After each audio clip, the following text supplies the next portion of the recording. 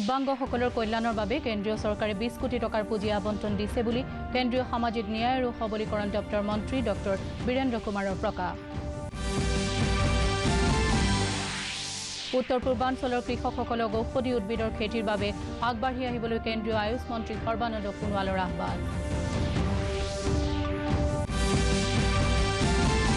আৰু IPL cricket প্ৰতিযোগিতাত কালি royal Challengers বাংগালুৰুৰ বিৰুদ্ধে কলকাতা নাইট ৰাইডাৰ্ছৰ 9 উইকেটত জয়লাভ। আজি পাঞ্জাব কিংছ 11 আৰু ৰাজস্থান ৰয়েলছৰ মাজত খেল।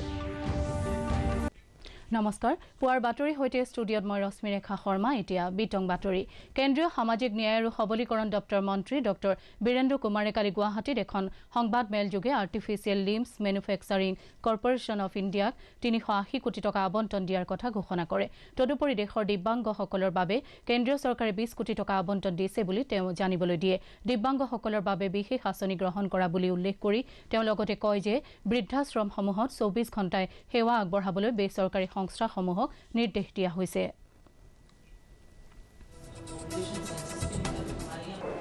राज्यों के माध्यम से समाज के जिन वर्गों के लिए उन योजनाओं का क्रियान्वयन हो रहा है,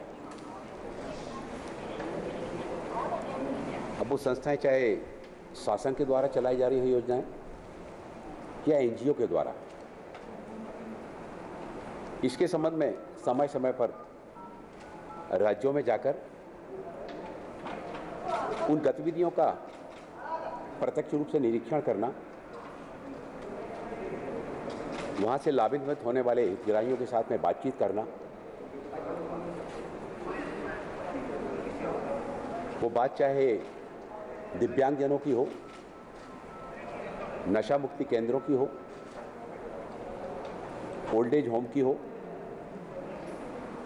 या ट्रांसजेंडर के क्षेत्र में की बात हो, भिक्षुकों की बात हो। देश के प्रधानमंत्री आदरणीय नरेंद्र मोदी जी के नेतृत्व में और इन सारे क्षेत्रों में 2014 के बाद एक बहुत बड़ा बदलाव आया है। अकेले दिव्यांगजनों की अगर बात करें तो 2014 के बाद लगभग 10,000 कैंप लगाए गए। কেন্দ্ৰীয় সামাজিক ন্যায় আৰু সবলীকৰণ দপ্তৰৰ মন্ত্ৰী ডক্টৰ বীৰেন্দ্ৰ কুমাৰে কালি GMCH স্থিত দিব্যাংগ ব্যক্তিৰ দক্ষতা বিকাশ পূৰ্ণ সংস্থাপন আৰু সবলীকৰণৰ সংহত আঞ্চলিক কেন্দ্ৰ CRCSRDত আয়োজিত এক অনুষ্ঠানত স্মাৰ্টফোন, শ্ৰৱণ যন্ত্ৰ, ট্ৰাইচাইকেল আদি সাহায্য সামগ্ৰী বিতৰণ কৰে। সাহায্য সামগ্ৰীসমূহ বিতৰণ কৰি ডক্টৰ কুমাৰে কয় যে দিব্যাংগসকল সমাজৰ অন্যতম গুৰুত্বপূৰ্ণ অংগ আৰু সেয়ে প্ৰধানমন্ত্ৰী নৰেন্দ্ৰ মোদীয়ে দিব্যাংগৰ শ্ৰেণীৰ বাবে পূৰ্বৰ 7ৰ পৰা 21% বৃদ্ধি কৰি চৰকাৰী চাকৰিত নিযুক্তিৰ সুবিধা যথেষ্ট সম্প্ৰসাৰিত কৰিছে। অনুষ্ঠানত ৰাজ্যৰ বিত্ত তথা সমাজ কল্যাণ মন্ত্ৰী অজন্তা নেওগো উপস্থিত আছিল।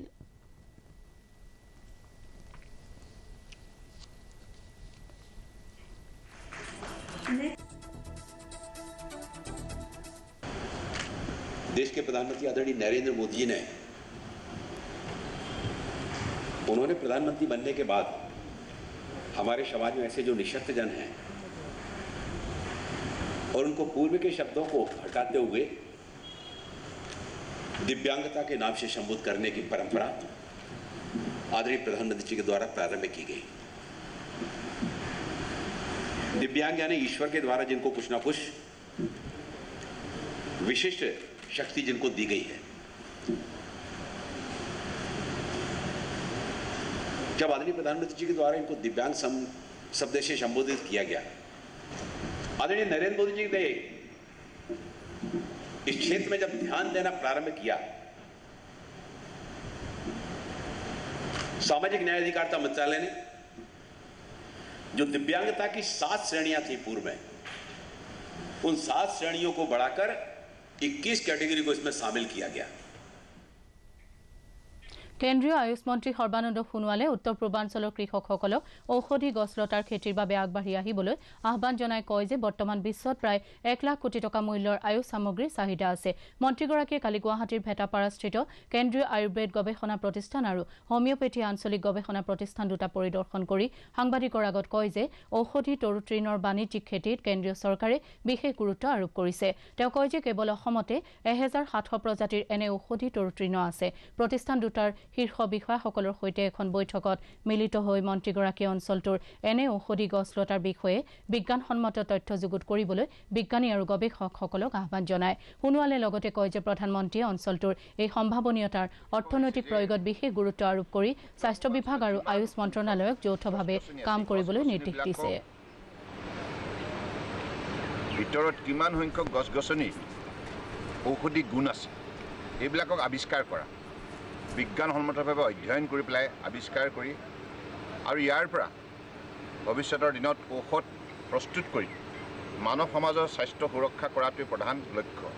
গতিকে এই গৱেষণা কেন্দ্ৰ থকা বৈজ্ঞানিকসকল, ইয়াত যিসকল গৱেষকসকল, মই সকলোকে আজি আহ্বান জনাইছোঁ যে তেখেতসকলে আমাৰ অসম তথা উত্তৰ পূৰ্বাঞ্চলৰ যিমান সংখ্যক গাঁও আছে, যিমান ভিতৰুৱা অঞ্চল আছে, তাত বসবাস কৰা ৰাইজৰ লগত কথা বতৰা পাতক।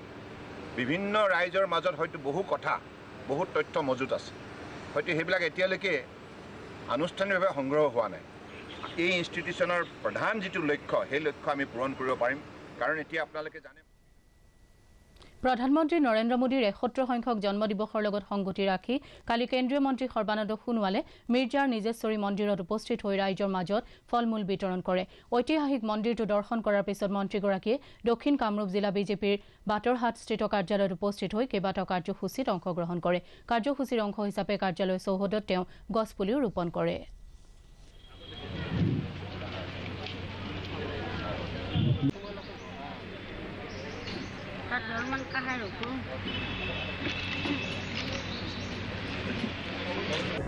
আজি যেনেধৰণে ভাৰতবৰ্ষক শক্তিশালীভাৱে নেতৃত্ব দি বিশ্বৰ অন্যতম শক্তিশালী ৰাষ্ট্ৰ হিচাপে গঢ়ি তোলাত তেখেতে অগ্ৰণী ভূমিকা পালন কৰিছে। এনেধৰণে আগন্তুক দিনতো তেখেতে শক্তিশালী ভূমিকা পালন কৰি যাওক, তাকেই ঈশ্বৰৰ ওচৰত প্ৰাৰ্থনা জনাইছোঁ যেন ঈশ্বৰে সদায় তেখেতক সেই দিশত আশীৰ্বাদ দিয়ে। আৰু আজি মাননীয় প্ৰধানমন্ত্ৰী নৰেন্দ্ৰ মোদী ডাঙৰীয়াৰ বলিষ্ঠ নেতৃত্বৰ বাবে, তেখেতৰ মহানতাৰ বাবে, তেখেতৰ সমগ্ৰ ভাৰতবৰ্ষৰ ৰাইজৰ প্ৰতি থকা শ্ৰদ্ধা আৰু ভক্তিৰ বাবে আজি তেখেতৰ কম দিনৰ কাৰ্যকালতে, 7 বছৰীয়া প্ৰধানমন্ত্ৰীৰ কাৰ্যকালতে উল্লেখযোগ্য পৰিৱৰ্তন আনিবলৈ সক্ষম হৈছে বিভিন্ন কৰ্মক্ষেত্ৰত। স্বাস্থ্যমন্ত্ৰী কেশৱ মহন্তই কয় যে কোভিড মহামাৰীৰ সময়ছোৱাত গুৱাহাটী চিকিৎসা মহাবিদ্যালয় হস্পিটেলে পালন কৰা ভূমিকা ইতিহাসৰ পাতত সোণালী আখৰেৰে লিপিবদ্ধ হ'ব। GMCHৰ 61 সংখ্যক প্ৰতিষ্ঠা বাৰ্ষিকী উদযাপন উপলক্ষে আয়োজিত অনুষ্ঠানত কালি অংশগ্ৰহণ কৰি মন্ত্ৰীগৰাকীয়ে কয় যে মুখ্যমন্ত্ৰী ডঃ হিমন্ত বিশ্ব শৰ্মা স্বাস্থ্যমন্ত্ৰী হৈ থকা কালৰে পৰা উন্নয়নৰ দিশত GMCHে ক্ৰমান্বয়ে আগবাঢ়ি নতুন ছুপাৰ স্পেচিয়েলিটি হাস্পতালৰ উপৰিও আছুতীয়া আধুনিক কেঞ্চাৰ হস্পিটেল আদি সংযোজিত কৰিবলৈ সক্ষম হৈছে। GMCHৰ অধ্যক্ষ ডাঃ অচ্যুত চন্দ্ৰ বৈশ্যই প্ৰতিষ্ঠানটোৰ খতিয়ান দাঙি ধৰে। এই অনুষ্ঠানতে চিকিৎসা মহাবিদ্যালয়খনৰ বিভিন্ন মহলাৰ কৃতি শিক্ষাৰ্থীসকলক বঁটা প্ৰদান কৰা হয়। অনুষ্ঠানত অসম চৰকাৰৰ স্বাস্থ্য আৰু পৰিয়াল কল্যাণ বিভাগৰ প্ৰধান সচিব অনুৰাগ গোয়েল আৰু চিকিৎসা শিক্ষা বিভাগৰ সঞ্চালক ডাঃ অনুপ বৰ্মনো উপস্থিত আছিল। আজি দিনটোত 20 ছেপ্টেম্বৰ দিনটোতে এই গুৱাহাটী চিকিৎসা মহাবিদ্যালয়ৰ যাত্ৰা আৰম্ভ হৈছিল। এই বিষয়ে কলেজৰ অধ্যক্ষ ডাঙৰীয়াৰ বক্তব্যত সকলোখিনি কৈ গৈছে যে আয়ুৰ্বেদিক চিকিৎসালয় জালুকবাৰীত ইয়াত আৰম্ভ হৈছিল। তাৰপিছত ইয়াত 62 চনৰ পৰা ইয়াত কলেজৰ কাম আৰম্ভ হ'ল। যদিও তেতিয়া হস্পিটেল আমি নিজে খুব সুন্দৰভাৱে দেখি আহিছিলোঁ। অচ্যুত বৈশ্যহঁত তেতিয়া আমাৰ পঢ়া মনত আছে। MMCত আজিৰ MMCখনত তেতিয়া হস্পিটেল আৰু ইয়াত মুখ্যমন্ত্ৰী ডক্টৰ হিমন্ত বিশ্ব শৰ্মাই কয় যে শিলচৰ আৰু ডিব্ৰুগড় চহৰক সম্প্ৰসাৰিত কৰি পৌৰ নিগমলৈ উন্নীত কৰা হ'ব।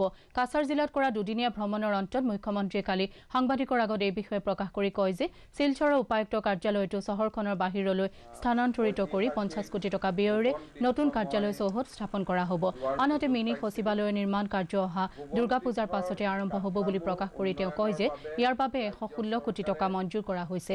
মুখ্যমন্ত্ৰীগৰাকীয়ে কয় যে কছাৰী ৰজাৰ ৰাজধানী ঐতিহাসিক খাছপুৰক কেন্দ্ৰ কৰি বৰাকত পৰ্যটন কেন্দ্ৰ গঢ়ি তোলা হ'ব। সেইদৰে ভুৱন পাহাৰকো তীৰ্থস্থান তথা পৰ্যটনস্থলীৰূপে গঢ়ি তোলা হ'ব। গাড়ী লৈ যাব পাৰোঁ তাৰ বাবে মই লোক নিৰ্মাণ বিভাগক এটা এষ্টিমেট বনাব কৈছোঁ। সেই এষ্টিমেটত যিমান টকা আহে আমি অনুমোদন কৰিম যাতে নেক্সট 2 ইয়াৰ্ছত আমি এটা অল ৱেডাৰ ৰোড ভুৱন তীৰ্থলৈ যাব পৰা আমি পাব পাৰোঁ। শিলচৰ মেডিকেল কলেজত আমি কেইবাটাও স্কিম আমি হাতত লৈছোঁ, বিশেষকৈ শিলচৰৰ বাবে। স্বাস্থ্য বিভাগে প্ৰকাশ কৰা তথ্য অনুসৰি অসমত কালিৰ দিনটোত ৭২,৬৫০ গৰাকী লোকৰ নমুনা পৰীক্ষা কৰাৰ পাছত ৪৫৫ লোক কোভিডত আক্ৰান্ত হৈছে। ইয়াকে লৈ ৰাজ্যত মুঠ আক্ৰান্তৰ সংখ্যা ৫,৯৮,৪২৩ হৈছেগৈ। ইয়াৰে ৩,৬৩৭ গৰাকী লোক সম্প্ৰতি চিকিৎসাধীন হৈ আছে। ৰাজ্যত এতিয়ালৈকে ৫,৮৭,৬৩২ গৰাকী লোক এই ৰোগৰ পৰা সুস্থ হৈ উঠিছে। আৰোগ্যৰ হাৰ হৈছে ৯৮.২০%। আনহাতে কালিৰ দিনটোত 10 গৰাকী লোকৰ মৃত্যু হোৱাৰ ফলত মৃতকৰ সংখ্যা ৫,৮০৭লৈ বৃদ্ধি পাইছে। কেন্দ্ৰীয় স্বাস্থ্য মন্ত্ৰণালয়ে প্ৰকাশ কৰা তথ্য অনুসৰি এতিয়ালৈকে দেশত ৮০,৮৫,০০,০০০ লোকক কোভিড প্ৰতিষেধক প্ৰদান কৰা হৈছে। বিগত ২৪ ঘণ্টাত ৩০,০০০ৰো অধিক লোক নতুনকৈ কোভিড-19ত সংক্ৰমিত হৈছে। ইয়াৰ বিপৰীতে এই সময়ছোৱাত প্ৰায় ৩৯,০০০ লোক সুস্থ হৈ উঠিছে। দেশত কোভিডৰ পৰা সুস্থ হোৱা লোকৰ সংখ্যা ৩,২৬,৭১,০০০লৈ বৃদ্ধি পাইছে। আৰোগ্যৰ হাৰ হৈছে ৯৭.68%। বিশ্বনাথ জিলাৰ গহপুৰ মহকুমাৰ বিভিন্ন স্থানত কালি শ্বহীদ বীৰাংগনা কনকলতা বৰুৱা আৰু মুকুন্দ কাকতিক স্মৰণ কৰা হয়। গহপুৰৰ কনকলতা ভৱনত এই উপলক্ষে আয়োজিত অনুষ্ঠানত অসম ৰাজ্যিক বিজেপিৰ সভাপতি ভৱেশ কলিতা আৰু বিজেপি মহিলা মৰ্চাৰ ৰাজ্যিক সভানেত্ৰী আঙুৰলতা ডেকাই অংশগ্ৰহণ কৰে। দুয়োগৰাকীয়ে মহকুমাটোৰ অন্তৰ্গত ঘাঁহিগাঁৱত উপস্থিত হৈ শ্বহীদ মুকুন্দ কাকতিক স্মৰণ কৰাৰ পিছতে বৰঙাবাৰীত থকা কনকলতা বৰুৱাৰ সমাধিস্থলতো পুষ্পাঞ্জলি অৰ্পণ কৰে। দিনজোৰা কাৰ্যসূচীত ৰাইজৰ লগতে স্থানীয় বিজেপিৰ দলীয় সকলো উপস্থিত আছিল। যেহেতু আমি সকলোৱে জানো যে ঐতিহাসিক ভাৰত ত্যাগ আন্দোলনত অসমৰ বহু আমাৰ বীৰ বীৰংগনাই দেশৰ হকে হেলাৰঙে নিজৰ জীৱন ত্যাগ কৰি স্বদেশ প্ৰেমৰ নিদৰ্শন দাঙি ধৰিছিলে, ত্যাগী এটা নিদৰ্শন দাঙি ধৰিছিলে। আজি সেই প্ৰত্যেকগৰাকী বীৰ বীৰংগনাৰ আজি স্মৃতি দিৱসত মই শ্ৰদ্ধাঞ্জলি জ্ঞাপন কৰিছোঁ আৰু তেখেতসকলৰ সেই স্বদেশ প্ৰেম আৰু ত্যাগে আমাক সদায়। বিশ্বনাথ অসামৰিক চিকিৎসালয়ত কালি ভাৰতীয় জনতা পাৰ্টিৰ তৰফৰ পৰা চিকিৎসাধীন ৰোগীসকলৰ মাজত ৰাজ্যিক বিজেপিৰ সভাপতি ভৱেশ কলিতাই ফল-মূল বিতৰণ কৰি মত বিনিময় কৰে। বিজেপিৰ সেৱা আৰু সম্পৰ্ক অভিযানৰ অন্তৰ্গত কাৰ্যসূচীৰ লগত সংগতি ৰাখি আয়োজন কৰা এই কাৰ্যসূচীত বিশ্বনাথ জিলা বিজেপি, জিলা যুৱ মৰ্চা, অনুসূচিত জাতি, অনুসূচিত জনজাতি আদি বিভিন্ন দল সংগঠনে বিশেষভাৱে উদ্যোগ গ্ৰহণ কৰে। জন্মতিথি উপলক্ষে তেখেতৰ ৭১তম যি জন্মতিথি, এই জন্মতিথি উপলক্ষে যোৱা ১৭ তাৰিখৰ পৰা আমাৰ সেৱা আৰু সমৰ্পণমূলক কাম চলি আছে। ঠিক তেনেদৰে আজি আমি ৰাজ্যৰ বিভিন্ন প্ৰান্তত চিকিৎসকসকলৰ মাজত গৈ ফল মূল বিতৰণ ব্যৱস্থা ৰাখিছিলোঁ আৰু সেইদৰে বিশ্বনাথ আমাৰ যিখন অসামৰিক পূব কাৰ্বি আংলং জিলা যুৱ মৰ্চাৰ উদ্যোগত জিলাখনৰ হাওৰাঘাটত দুদিনীয়াকৈ অনুষ্ঠিত হোৱা নৱভাৰত মেলাৰ কালি সামৰণি পৰে। বিজেপি কৰ্মীকে ধৰি ১৮৫টা আত্মসহায়ক গোটৰ মহিলাই অংশগ্ৰহণ কৰা এই মেলাত বিশেষকৈ প্ৰধানমন্ত্ৰী নৰেন্দ্ৰ মোদীৰ নেতৃত্বত দেশজুৰি সম্পন্ন হোৱা উল্লেখযোগ্য কাম কাজ সম্পৰ্কে অৱগত কৰা হয়। মেলাত কাৰ্বি আংলং জিলা স্বায়ত্ব পৰিষদৰ কাৰ্যবাহী সদস্য খন সিং ৰংপি, জিলা বিজেপিৰ সভাপতি ধন সিং টিছ প্ৰমুখ্যে কেইবাগৰাকীও দলীয় নেতা উপস্থিত আছিল। উল্লেখযোগ্য যে প্ৰধানমন্ত্ৰী নৰেন্দ্ৰ মোদীৰ জন্মদিনৰ লগত সংগতি ৰাখি বিজেপিৰ যুৱ মৰ্চাই ৰাজ্যৰ বিভিন্ন প্ৰান্তত নৱভাৰত মেলাৰ আয়োজন কৰিছে।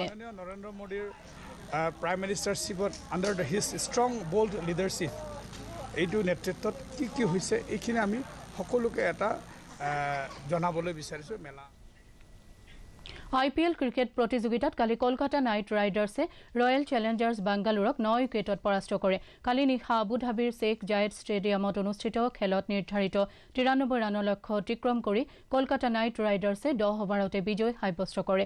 উল্লেখযোগ্য যে চলিত IPLৰ পইণ্টৰ তালিকাত এই পৰ্যন্ত কলকাতা নাইট ৰাইডাৰ্ছ 5ম স্থানত থকাৰ বিপৰীতে ৰয়েল চেলেঞ্জাৰ্ছ বাংগালোৰে 3য় স্থানত থাকি দলৰ স্থিতি সবল কৰি ৰাখিবলৈ সক্ষম হৈছে। আনহাতে আজি ডুবাই আন্তঃৰাষ্ট্ৰীয় ষ্টেডিয়ামত অনুষ্ঠিত হ'বলগীয়া খেলত পাঞ্জাব কিংছ 11 ৰাজস্থান ৰয়েলছৰ মুখামুখি হ'ব। ভাৰতীয় ক্ৰিকেটৰ বিৰাট কোহলীয়ে ৰয়েল চেলেঞ্জাৰ্ছ বাংগালোৰৰ অধিনায়ক পদৰ পৰা চলিত IPL শেষ হোৱাৰ পিছতে পদত্যাগ কৰিব বুলি ঘোষণা কৰে। এক টুইটযোগে তেওঁ জানিবলৈ দিয়া মতে ইয়াৰ পিছত তেওঁ RCB দলৰ এজন সদস্যৰূপে ক্ৰিকেট খেলি যাব। বিৰাট কোহলীয়ে লগতে ঘোষণা কৰে যে বিশ্বকাপ T20 ক্ৰিকেটৰ পিছতে তেওঁ ভাৰতীয় দলৰ T20 অধিনায়ক পদৰ পৰা পদত্যাগ কৰিব। গোলাঘাটৰ আৱৰ্ত ভৱনৰ সভাকক্ষত কালি জিলা গ্ৰামোন্নয়ন অভিকৰণৰ উদ্যোগত জিলা উন্নয়ন সমন্বয় আৰু নিৰীক্ষণ সমিতিৰ বৈঠক অনুষ্ঠিত হয়। আটাইকেইটা বিধানসভা সমষ্টিৰ প্ৰতিনিধি উপস্থিত থকা বৈঠকত অংশগ্ৰহণ কৰি সাংসদ গৌৰৱ গগৈয়ে বিভিন্ন বিভাগৰ অধীনত ৰূপায়িত উন্নয়নমূলক আঁচনিসমূহৰ কাম কাজৰ অগ্ৰগতিৰ বুজ লয়। সাংসদগৰাকীয়ে সীমান্তৱৰ্তী গাঁওসমূহৰ পথৰ উন্নীতকৰণৰ দিশত বিশেষভাৱে গুৰুত্ব আৰোপ কৰি আঁচনিসমূহৰ সফল ৰূপায়ণ সুনিশ্চিত কৰিবলৈ নিৰ্দেশ দিয়ে। জিলাখনৰ কোভিড পৰিস্থিতিৰ বুজ লৈ তেওঁ প্ৰতিষেধক গ্ৰহণৰ হাৰ কম হোৱা কেন্দ্ৰসমূহৰ ওপৰত বিশেষভাৱে দৃষ্টি ৰাখিবলৈ পৰামৰ্শ দিয়ে। বৈঠকত জিলা উপায়ুক্ত মৃগেশ নাৰায়ণ বৰুৱা, জিলা উন্নয়ন আয়ুক্ত অৰ্পা বাগলাৰী, জিলা গ্ৰামোন্নয়ন বিভাগৰ প্ৰকল্প সঞ্চালক অবিনাশ শইকীয়া আদি উপস্থিত আছিল। মুখ্যমন্ত্ৰী সাহায্য পুঁজিৰ অধীনত কালি শিৱসাগৰ জিলাৰ নাজিৰা সমষ্টিৰ 4গৰাকী ৰোগীয়া ব্যক্তিক সমষ্টিটোৰ বিধায়ক দেৱব্ৰত শইকীয়াই আৰ্থিক সাহায্য প্ৰদান কৰে। দুৰাৰোগ্য ৰোগত আক্ৰান্ত হৈ থকা নাজিৰা সমষ্টিৰ শিলসাকুৰ সমাজকৰ্মী আজিজুৰ ৰহমানৰ ঘৰত বিধায়কগৰাকী উপস্থিত হৈ তেওঁৰ স্বাস্থ্যৰ বুজ লোৱাৰ লগতে চিকিৎসাৰ বাবে তেওঁক মুখ্যমন্ত্ৰী সাহায্য পুঁজিৰ পৰা 20,000 টকাৰ এখন চেক প্ৰদান কৰে। মই আমাৰ অঞ্চলৰ সমাজকৰ্মী আজিজুৰ ৰহমানৰ ওচৰলৈ আহিছিলোঁ। তেওঁৰ স্বাস্থ্যৰ কিছু অসুবিধা হৈ আছিল আৰু মুখ্যমন্ত্ৰীৰ সাহায্য পুঁজিৰ পৰা মই তেখেতৰ এখন আবেদন প্ৰেৰণ কৰিছিলোঁ। মুখ্যমন্ত্ৰীৰ সাহায্য পুঁজিৰ পৰা কিছু সাহায্য আগবঢ়ালে। আজি তাৰে চেকখন আজি প্ৰদান। বাতৰি শেষ হোৱাৰ আগতে প্ৰধান বাতৰিসমূহ আকৌ এবাৰ। দিব্যাংগসকলৰ কল্যাণৰ বাবে কেন্দ্ৰীয় চৰকাৰে 20 কোটি টকাৰ পুঁজি আবণ্টন দিছে বুলি কেন্দ্ৰীয় সামাজিক ন্যায় আৰু সবলীকৰণ দপ্তৰৰ মন্ত্ৰী ডক্টৰ বীৰেন্দ্ৰ কুমাৰৰ প্ৰকাশ। উত্তৰ পূৰ্বাঞ্চলৰ কৃষকসকলক ঔষধি উদ্ভিদৰ খেতিৰ বাবে আগবাঢ়ি আহিবলৈ কেন্দ্ৰীয় আয়ুষ মন্ত্ৰী সৰ্বানন্দ সোণোৱালৰ আহ্বান। আৰু IPL ক্ৰিকেট প্ৰতিযোগিতাত কালি ৰয়েল চেলেঞ্জাৰ্ছ বাংগালোৰৰ বিৰুদ্ধে কলকাতা নাইট ৰাইডাৰ্ছৰ 9 উইকেটত জয়লাভ। আজি পাঞ্জাব কিংছ 11 আৰু ৰাজস্থান ৰয়েলছৰ মাজত খেল। আমাৰ আজিৰ পুৱাৰ বাতৰি ইমানতে শেষ হ'ল। নমস্কাৰ।